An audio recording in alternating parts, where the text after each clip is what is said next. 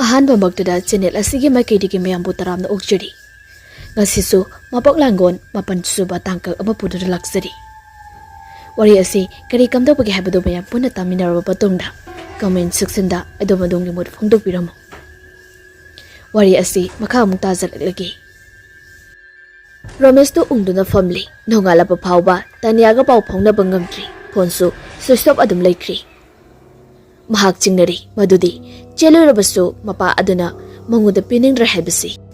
Madusu mahage phangliba ayet apan asinani haibadusu khangli. Asamna maram oiraga Ramesh amuksu propok sakli. Adubu karibudi tauruni. Numidangi matam yoksilakpa asidadi taniyabu hena ningsingi. Makogi floor arduda kakhalakduna chokri ama leiriba aduda famduna singdol marumdagi tamna tholakiba thajamabu yingli. Asumna famduna leiringai phone call ama kaklai. Madu number khangdaba ama kakni. Hello. Adobo khumlaktri wrong number oiramba yayana phone dusu thamli. Ngihak lairaga amuksu call adu lai maduda Ramesh phone adu amuka supai. Adobo hanta muksu karimata khumlaktri hairektri. Karino khana sanara ino khalingai. Amuksu call adu thamkraba matungda lai. Handakti phone adu oktuna saurangna na ngangluri. Adobo phone adu da nganglagliba khonjat adudi akibagi masakni. Tu khyau khyau songi. Tumina adum phone aduda ngangliba adudi tari. Madusu nikli tauba nupi amagi khonjaldani. Aigi phamdagi nang kada yawna senba ngamgani. Aibu mapok kaya nang na minamdura thamlakpa. Aduga ngasina amok aingondagi na thairega chatki khanba. Yengo ngasidi nang aine kari toropage haibado. Kanano haibade. Khangoi nangdadi sukhang khangoi. Adubu aigi thawai asinadi nangbu lemna tharoi. Wai asi hairamlaga khangna hauna doksalakpada Ramesh taba ngamdraduna phone adu laktana langthorai. Phone adu makhada tabada mamai adu kairi di tauri. Adubu laptakna yengbadadi kairi tawba mamai aduda hanubi pibam kairabi ama khakna yamna marau leina yenglakpagi saktam adu uri. Maduda Ramesh yamna ngakna karino khanduna yenge haiduna sanglai. Taduna lairiba phone adu lakhalaga yegi. Hanubi adu masamdo mamangda zai launa taraga mongunda khudombi thinduna nomi yingduna lairi. Matam asida Ramesh mahake phone asida matau karamna asigumba uribano khanduna ngakli. Asumna sum yengamlaga sensilaklaga chungsilake tawbaga phone aduso muthokre. Matam aduda Ramesh to amuka hena kiri asumna tawduna lairingai mapanda mi langbagi makhol tarakpada mathaktagi prap kumtharei. Maduda Tania sumagda kabli leptuna lairami. Aduga mohon amadi mimisto tafam khangduna lepli. Ramesh tholakpa ubada Tania so amuki hena babuk ninung siriduna kapli. Tania na. Ima, baba, ay sanabigi wangbalana. Tabag tawjarabaso. Ay nahajariba siti matangdi. Yabiyo. Ay buyum sige. Mahuay na lausan biyo ba? Ay, imagi kong paiduna. Haijariye. Wai sing asi hairamlaga memida Tania na khurumi. Mama mapa anisusu tafam khangdraduna Tania bu haugatpiri. Aduga kari kamdawbano haibado khanarusti haiduna imungda pusinkhri. Imungda kupna khatnabadagi khangli. Madudi Tania gi mapana Ramesh ta thajaba pamde haibasi. Aduna maram oiraga kamdawsige hainari. Adobo somdadi sankarji mai hoba makhai sauri. Mahake haizabi mahi pumba sizinaraga Ramesh ki imungba amuk hana makhoigi imunga samnadanaba mahi thajilagi khanduda mapi marol adu semsari. Madu ubada sarda mathwai adu yamna wajari. Aduga somdada janugi mapok ama oiriba hanubi asi khongnang makung amada phamli. Mahakna purakliba potyam mayam asing adu mathang doktorakli. Amba mamara asida yamna haisingna potsai sing adu paira duna semsari. Ahanbada kazeng lai adu puthoraktuna makokta usili. Matam asida mahaki masa adu nokthorupogumna nungaiba phawri. Makut khunjin aduna khongnang mambi makhong aduda guru khotli. Aduga koirembagi saktam yekli.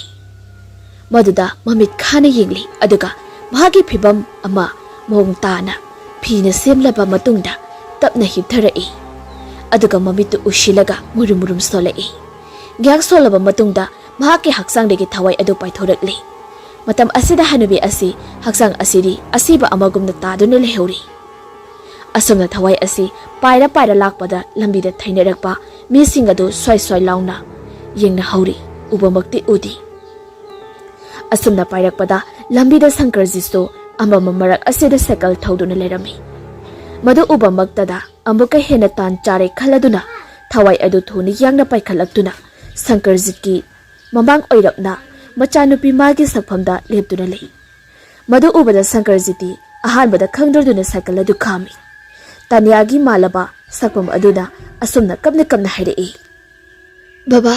baba aibo bungta kanbiu Romesh na aibo unasti haina kautuaga aibo manghanaba hotnapiri baba aibo bungta kanbiu wahi asi tabada amuka hena sankarjito mayhauna saukri usitaba laksai haiduna machanupi adubu cycle aduda tunghanduna Romesh ke mayunta nasatki amu khalakpada asomna tanyana hairei baba ai mafamdada amu hana changningdri yumda halasiba baba sankarjida ai haloi mi usitaba ai thitaugi sel kara payana mibu mi oina udriba kaigino taugi yong ai ado baba aheng no ngalaga kanarasi ai amna kiyeba asumna hairakpa asidadi macha kaubinina nusiraduna khera tapthari adiga yumlomda hananaba cycle ado amuk thorakli matam asida tungda tungliba tadiya asidi nukfi tawrei aduga mahaki lila haurage matagum mapagi mokhwang aduda konsilai matam asida masa adu maina singba amagumna phaurakpadagi phat thadoi maduda maha khangli sankarjitki ngaksamda siriba charik asina mahaki matik mayai chamhalle haibasi matam asida tanya saurakli aduga sankarjiti muchanupini khanda wang sum hanglai yengu ichage apamba khanbada aina yamnane apanbani haiduna ngami matagumne tobadi nati adabu romese achamba ngangnati hayengne nangni yamna wagani maduda natanane sibam nafambu khang oidoini adunani babana ne siliba mayamsi matang asidari tungda tongliba tanyadu wamachet ama pau khumlaktri tungda tongli haibagi saum phauba ipang phanglaktri khara sum thorakpada cycle adu sum yankhalai maningda kanamata tongdaba amagumna maduda sankarjit wakal ama phatning singlai ngasai mahakna okhiba machanupi adugi samhat phije chaksit adu iman manade ihung haibasi mamita urai loinana cycle asisu tungda tongba mi kumthakhiba amagumna so khanganyangai maduda sankarjit to phatlai thoklaga yingai matam asida ngasai makai mahakna cycle thoriba asi matum tamak oiramli sankarjit koktagi ton phauba tu chungkhiba khangaudi cycle adu fat khamlaga wakal nge hak tawi aduga phol adu lautolaga call tawi hello isha tombi nang yunda na thanda laibado nungai raroi nadom cha hoida oina ne leiram baba khara thenga kadawu male sarda baba isi toroida ai dum laigi nungai gadro dangbo kesu toroiba hoi nang na ne nungda nungai tradi ingonda fat hairo ado yumdei mapandi thokanu ko hoi baba sankarjit khara de singdai mayumlomda sukari yama thokani haibasi adubu masana masabu thajaba amaga loinana Romesh ki yumdadi yorage khanduna amuk cycle adu thoroi khara thorakpa matamdadi yungawba nupa amakhak lambi mapalda gari semduna lerami matuda mahak panthaba yade khanduna cycle adu leptuna thoroi adubu mahakna hek nupa adugi mapa adu lanthorakpa matamda nupa adu sawbagi maongda gari aduda makhungna anira ahumlak kausilli masida kari tawrabano hanglamdrabadi fajararoi khanduna cycle adu khamlaga kumtharai kaidorage gari bu yadrabo start hau yadre mathanda mut khiro ai amukta yenge se dudi asamna sankarjit gari adu koyeng yengi sankarjit na kaishu thoidokpa yadabadi yaudi aine kikse amukta kawraga yengi ko asamna gari adu semlingai nupa adu chap yungna deptuna laikri sankarjit ki matungda aduga makhwang adu haifet non tharak laga sankarjit ki khudang adu paina na balama e ꯃꯈꯨꯠꯇꯨ ꯍꯦꯛ ꯄꯥꯏꯁꯤꯟꯒꯦ ꯇꯧꯕꯒ ꯁꯪꯀꯔꯖꯤꯠꯇꯨ ꯐꯠ ꯑꯣꯟꯊꯣꯔꯛꯏ꯫ ꯃꯗꯨꯗ ꯅꯨꯄꯥ ꯑꯗꯨ ꯂꯩꯔꯝꯗ꯭ꯔꯤ꯫ ꯄꯨꯡꯉꯛ ꯉꯛꯈ꯭ꯔꯦ ꯁꯪꯀꯔꯖꯤꯠꯇꯤ꯫ ꯀꯗꯥꯏꯗ ꯆꯠꯈ꯭ꯔꯕꯅꯣ ꯈꯟꯗꯨꯅ ꯍꯥꯏꯔꯞ ꯈꯨꯌꯦꯡ ꯌꯦꯡꯉꯤ, ꯑꯗꯨꯕꯨ ꯁ꯭ꯋꯥꯏꯗꯗꯤ ꯑꯝꯇꯁꯨ ꯎꯗ꯭ꯔꯤ꯫ ꯕꯦꯔꯥꯅꯤ, ꯃꯐꯝ ꯑꯁꯤꯗ ꯀꯨꯏꯅ ꯂꯩꯔꯕꯗꯤ ꯈꯨꯗꯣꯡ ꯊꯤꯔꯅꯤ ꯈꯟꯗꯨꯅ ꯁꯥꯏꯀꯜ ꯑꯗꯨ ꯊꯧꯒꯦꯅ ꯑꯃꯨꯛ ꯌꯦꯡꯊꯣꯔꯛꯄꯗꯗꯤ ꯁꯥꯏꯀꯜ ꯑꯗꯨ ꯂꯩꯔꯝꯗ꯭ꯔꯤ꯫ ꯁꯪꯀꯔꯖꯤꯠ ꯀꯔꯤꯅꯣ ꯇꯧꯔꯤꯕꯁꯦ ꯈꯟꯗꯨꯅ ꯑꯉꯛꯄ ꯑꯃꯅ ꯂꯣꯏꯈ꯭ꯔꯤ꯫ ꯇꯁꯦꯡꯅ ꯅꯨꯄꯥ ꯑꯗꯨ ꯒꯥꯔꯤ ꯍꯨꯔꯥꯟꯕ, ꯁꯥꯏꯀꯜ ꯍꯨꯔꯥꯟꯕ, ꯄꯣꯠꯆꯩ ꯍꯨꯔꯥꯟꯕ ꯑꯣꯏꯔꯝꯕ ꯇꯥꯔꯦ ꯈꯜꯂꯤ꯫ ꯑꯗꯨꯕꯨ ꯎꯄꯥꯏ ꯂꯩꯇ꯭ꯔꯕꯅꯤꯅ ꯍꯧꯖꯤꯛ ꯃꯈꯣꯡꯅ ꯑꯣꯏꯅ ꯂꯥꯛꯂꯤ꯫ ꯔꯣꯃꯦꯁꯀꯤ ꯃꯌꯨꯝꯁꯨ ꯌꯧꯒꯗꯕ ꯌꯥꯝꯅ ꯋꯥꯠꯂꯤꯕꯅꯤ꯫ ꯁꯣꯝꯗꯗꯤ ꯆꯥꯛ ꯏꯁꯤꯡ ꯆꯥꯔꯒ ꯇꯅꯤꯌꯥꯁꯨ ꯔꯣꯃꯦꯁꯀꯤ ꯃꯃꯥ ꯃꯦꯃꯤꯒ ꯄꯨꯟꯅ ꯀꯥ ꯑꯃꯗ ꯄꯣꯊꯥꯅꯕ ꯆꯪꯈ꯭ꯔꯤ꯫ ꯔꯣꯃꯦꯁꯇꯤ ꯃꯍꯥꯛꯀꯤ ꯀꯥꯗ ꯐꯝꯗꯨꯅ ꯂꯩꯔꯤ꯫ ꯇꯅꯤꯌꯥꯅ ꯃꯅꯥꯛꯇ ꯂꯥꯛꯂꯕꯁꯨ ꯇꯧꯔꯤꯕ ꯀꯟꯗꯤꯁꯟ ꯑꯁꯤꯗꯤ ꯃꯍꯥꯛꯁꯨ ꯅꯨꯡꯉꯥꯏꯐꯝ ꯈꯪꯗꯦ꯫ ꯇꯅꯤꯌꯥꯗꯤ ꯃꯐꯝ ꯑꯁꯤ ꯌꯧꯅꯅꯕ ꯂꯥꯛꯄ ꯃꯇꯝꯗ ꯋꯥꯃꯟꯈꯤꯕꯗꯨꯅ ꯐꯃꯨꯡ ꯆꯪꯕꯒ ꯎꯏꯊꯈ꯭ꯔꯤ꯫ ꯃꯍꯥꯛꯀꯤ ꯍꯦꯛ ꯅꯥꯀꯟꯗꯁꯨ ꯃꯦꯃꯤꯗꯨ ꯍꯤꯞꯂꯤ꯫ ꯃꯦꯃꯤꯁꯨ ꯎꯏꯔꯨ ꯎꯏꯔꯤ ꯇꯧꯔꯛꯂꯕꯅꯤ꯫ ꯑꯁꯨꯝꯅ ꯇꯧꯅꯔꯤꯉꯩ ꯇꯅꯤꯌꯥꯗꯨ ꯃꯃꯤꯠ ꯑꯗꯨ ꯈꯪꯄꯥꯡ ꯄꯥꯡꯊꯣꯔꯛꯏ꯫ ꯃꯉꯣꯟꯗ ꯀꯅꯥꯒꯨꯝꯕ ꯑꯃꯅ ꯁꯣꯟꯊꯥꯡꯅꯅ ꯀꯧꯔꯛꯄ ꯃꯥꯟꯕꯗꯨ ꯇꯥꯔꯤ꯫ ꯈꯣꯟꯖꯦꯜ ꯑꯗꯨ ꯑꯃꯨꯛꯁꯨ ꯃꯅꯥꯎꯅꯨꯄꯤ ꯁꯔꯗꯥ ꯃꯥꯜꯂꯤ, ꯑꯗꯨꯒ ꯑꯃꯨꯛꯅ ꯃꯍꯥꯛꯀꯤ ꯃꯃꯥ ꯑꯗꯨ ꯃꯥꯜꯂꯤ꯫ ꯃꯗꯨꯗ ꯆꯤꯡꯅꯔꯗꯨꯅ ꯐꯃꯨꯡꯗꯒꯤ ꯇꯞꯅ ꯀꯨꯝꯊꯔꯛꯏ꯫ ꯀꯥ ꯈꯔ ꯑꯃꯗꯤ ꯃꯩ ꯊꯥꯜꯂꯤ, ꯈꯔ ꯑꯃꯅ ꯃꯩ ꯃꯨꯠꯊꯠꯂꯤ꯫ ꯑꯗꯨꯅ ꯃꯔꯝ ꯑꯣꯏꯔꯒ ꯆꯠꯐꯝ ꯂꯝꯕꯤꯗꯤ ꯃꯔꯛ ꯃꯔꯛꯇ ꯑꯃꯝꯕ ꯖꯒꯥ ꯌꯥꯎꯔꯤ꯫ ꯆꯥꯛꯈꯨꯝꯂꯣꯝꯗ ꯃꯥꯜꯂꯗꯨꯅ ꯆꯥꯛꯈꯨꯝꯂꯣꯝꯗ ꯆꯪꯂꯛꯏ꯫ ꯑꯃꯝꯕ ꯃꯔꯛ ꯑꯁꯤꯗꯒꯤ ꯃꯃꯤ ꯁꯥꯕꯤ ꯑꯣꯏꯅ ꯆꯥꯛꯈꯨꯝꯒꯤ ꯗꯥꯏꯅꯤꯡ ꯇꯦꯕꯜ ꯑꯗꯨꯗ ꯀꯅꯥꯒꯨꯝꯕ ꯑꯃ ꯐꯝꯂꯒ ꯆꯥꯛ ꯆꯥꯕ ꯃꯥꯟꯕꯗꯨ ꯎꯔꯛꯏ꯫ ꯃꯁꯤꯗ ꯇꯅꯤꯌꯥ ꯀꯤꯕꯅꯗꯤ ꯂꯣꯏꯔꯤ꯫ ꯀꯅꯥꯅꯣ ꯅꯨꯡꯗꯥꯡꯒꯤ ꯑꯃꯝꯕ ꯑꯁꯤꯗ ꯆꯥꯛ ꯆꯥꯔꯤꯕꯁꯦ ꯍꯥꯏꯅ꯫ ꯑꯗꯨꯅ ꯐꯛꯂꯥꯡꯗ ꯊꯦꯠꯂꯤꯕ ꯁꯨꯏ ꯑꯗꯨ ꯇꯞꯅ ꯌꯥꯝꯅ ꯋꯥꯅ ꯂꯥꯝꯃꯤ, ꯑꯗꯨꯒ ꯁꯨꯏ ꯑꯗꯨ ꯐꯠ ꯑꯣꯟ ꯇꯧꯕꯗ ꯅꯨꯄꯤ ꯑꯃꯈꯛ ꯆꯥꯛ ꯆꯥꯕꯗꯨ ꯎꯔꯤ꯫ ꯃꯗꯨ ꯇꯨꯡꯗꯒꯤ ꯌꯦꯡꯕꯗ ꯃꯍꯥꯛꯅ ꯌꯥꯝꯅ ꯃꯥꯟꯕ ꯑꯃꯗꯤ ꯑꯣꯏꯅ ꯎꯔꯤ꯫ ꯁꯑꯣꯡ ꯁꯥꯗꯥꯗ ꯁꯨꯝ ꯌꯦꯡꯂꯛꯄꯗ ꯃꯅꯥꯎꯅꯨꯄꯤ ꯁꯔꯗꯥꯕꯨ ꯃꯥꯜꯂꯛꯄꯗꯒꯤ ꯇꯞꯅ ꯃꯆꯤꯟꯗꯒꯤ ꯃꯅꯥꯎꯅꯨꯄꯤ ꯑꯗꯨꯕꯨ ꯀꯧꯏ꯫ ꯃꯗꯨꯗ ꯇꯨꯡ ꯑꯣꯟꯊꯣꯛꯇꯨꯅ ꯆꯥꯛ ꯆꯥꯔꯤꯕ ꯑꯗꯨ ꯆꯞ ꯂꯦꯞꯈ꯭ꯔꯤ꯫ ꯇꯅꯤꯌꯥ ꯀꯤꯕꯗꯤ ꯌꯥꯝꯅ ꯀꯤꯔꯤꯕꯅꯤ, ꯑꯗꯨꯕꯨ ꯃꯅꯥꯎꯅꯨꯄꯤ ꯌꯥꯝꯅ ꯃꯥꯟꯕ ꯑꯗꯨꯗ ꯀꯔꯤꯃꯇꯗꯤ ꯍꯥꯏꯗꯤ꯫ ꯑꯃꯨꯛꯁꯨ ꯀꯧꯔꯨꯕ ꯃꯇꯝꯗꯗꯤ ꯐꯝꯂꯤꯕ ꯅꯨꯄꯤ ꯑꯗꯨ ꯃꯀꯣꯛ ꯈꯛꯇꯃꯛ ꯂꯩꯊꯣꯔꯛꯂꯒ ꯇꯞꯅ ꯇꯞꯅ ꯂꯩꯊꯣꯔꯛꯄꯗꯗꯤ ꯃꯅꯥꯎꯅꯨꯄꯤ ꯑꯗꯨ ꯑꯣꯏꯔꯝꯂꯦ꯫ ꯃꯗꯨ ꯎꯕꯗ ꯄꯨꯡꯉꯛ ꯉꯛꯂꯗꯨꯅ ꯇꯅꯤꯌꯥꯗꯨ ꯆꯦꯟꯁꯤꯟꯒꯦ ꯇꯧꯏ꯫ ꯑꯗꯨꯕꯨ ꯃꯅꯥꯎꯅꯨꯄꯤ ꯑꯗꯨꯒꯤ ꯃꯁꯦꯟꯗꯒꯤ ꯏ ꯃꯌꯥꯝ ꯑꯣꯠꯊꯣꯔꯛꯄ ꯑꯗꯨꯗ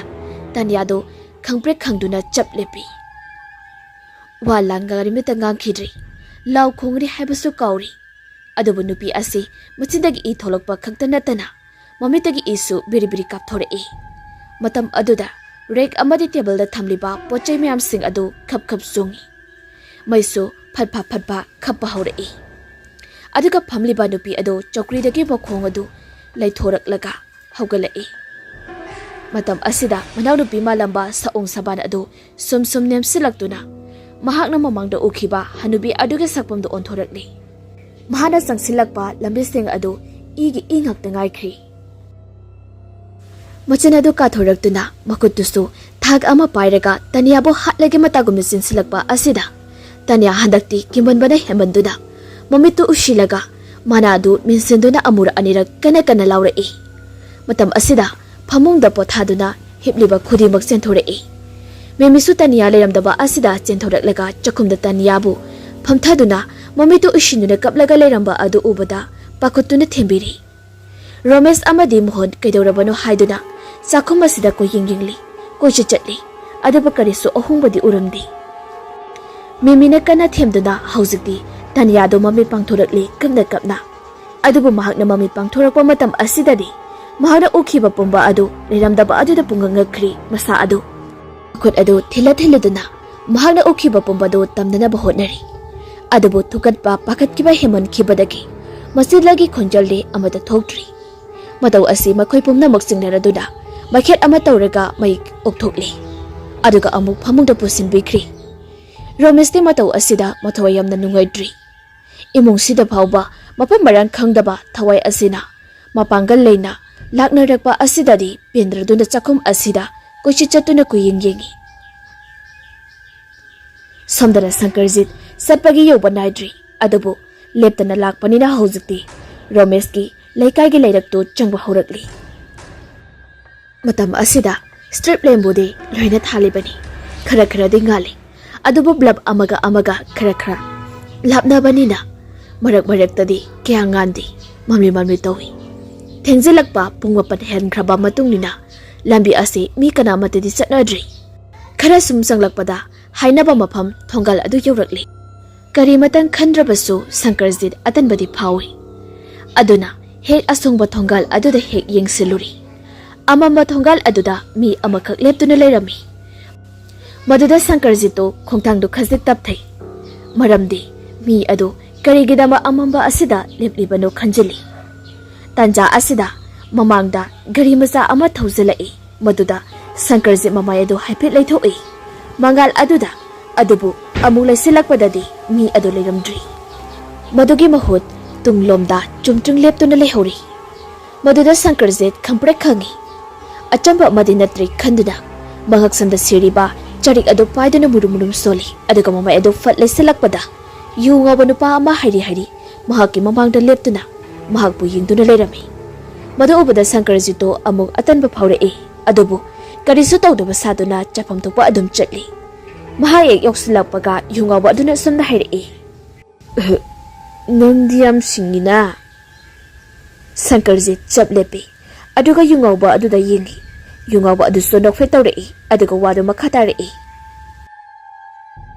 Nachanupishu mingona namdana bishelle. Aduga haujingna lambi lamkhang chapada bodyguard ka pura chatleba. Matam asida Sankarjit mai haugai sauningai. Adubu akonbagi wahi asida amuksu swai lawi. Lengkro mafam asidagi ne loina chatpikro. Lekai se but plate na gyan men tadri. Amma jadkre na khara harauri. Amma mulakli. Chatpikro. Asamna yungawba asina laura duna chatkri. Yungawbagi wani khalabasu Sankarjit ngaktabadi ngamdi napa asigi wahi asi. Khara chatpagadi muhalgi thongal adu yauri. Gate achoba aduda dangdang thili. Amura anirak thilabada mohanbu kawi. Adubu thengzilakpanina kana sukhumlakti. Madugi mahutta imungdagi kanagumba ama tholakpagi khongthang makhuldu tari. Maduda gate adu hangdoroktorobani khana ngairi. Asumna ngairi mi aduyasu thorei. Aduga gate adu hangdorei. Sankarjit gate adugi manungda changlakpadadi kanasu lairamdi. Amuki hena ngakri. Ngasidi mangoda karino matawri habasi chapchana khangli.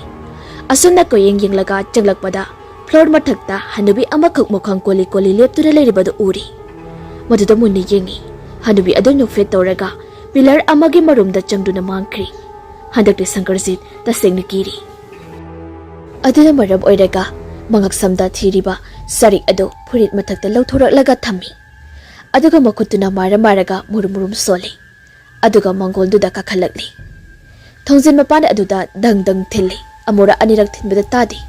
Adudagi khara toina thilakpa aduda manungdagi nupi abana khumlae. Kanano ke haige. Mapanda lairiba madomsa aduna sumna khumae. Ibema nangbu kidabro nathanda lairidubo. Sarda idomcha kideda. Wahesi haina thongadu daklauna hangdoi matam aduda kanasu leiramdaba asida sarda du swai launa tu khyau songi. Masinagi khonjel anirak ahumlak madam sabu kawra ami adubu kanasu khumlakti.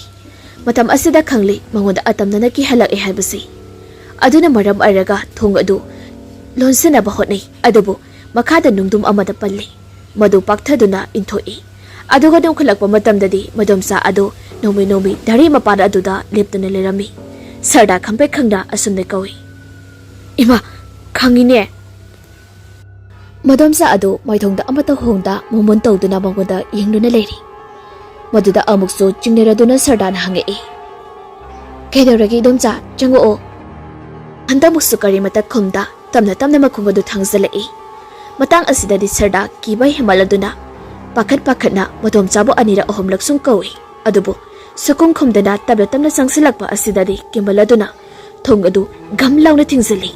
Adubu thong mana anigi tainapam aduda khazi ahoba aduda madomsage makhut anigi khutsa-sing aduna thingzilaktuna thong adu hangdokna honarei.